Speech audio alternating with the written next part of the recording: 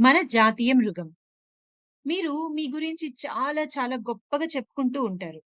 అలా చెప్పుకోవడానికి చాలా అవకాశాలు మీకొస్తూ ఉంటాయి.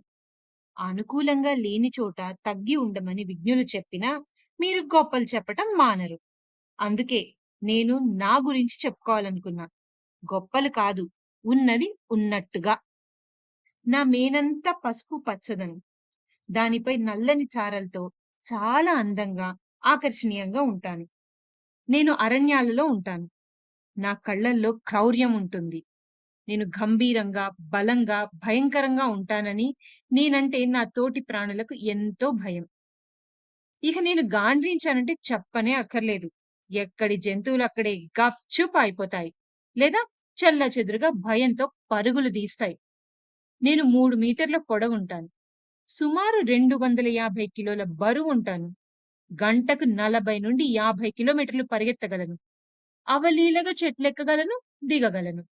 రాత్రిపూట ఏ మూల నుండి ఎప్పుడు ఎలా వస్తానో, ఏ జంతువును చంపి తింటానో నా తోటి జంతువులు పసిగట్టలేవు.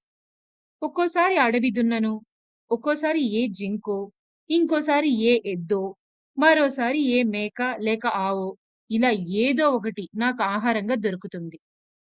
నాకంటే బలహీనమైన మృగాలను చంపటం పాపం కదా అని అనుకుంటున్నారా? బలవంతులదే రాజ్యం అనే మాటలు మీరు వినలేదా?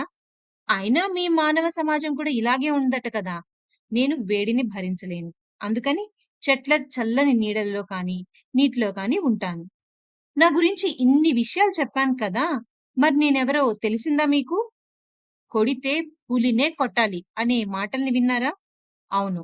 నేనే పులిని. కానీ నాకు ఇంకా చారల ముఖము, పుండరీకము అనే చాలా నామాలు ఉన్నాయి. నా జాతి పులులు కొన్ని తెలుపు రంగులోనూ ఉంటాయి. వాటిని, నన్ను చూడడానికి మీరంతా ఎంతో ఉబలాట పడుతూ ఉంటారు కదూ! నాకు తెలుసు. నా పిల్లలు కూడా ఎంతో ముద్దుగా ఉంటాయి. మీరు పిల్లుల్ని పెంచుకుంటారు కదా!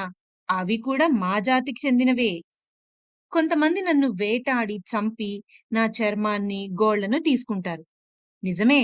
ఒకప్పుడు నా చర్మాన్ని కొందరు మొలకి చుట్టుకుంటే, మరికొందరు దాని మీద కూర్చొని తపస్సు చేసుకునేవారు.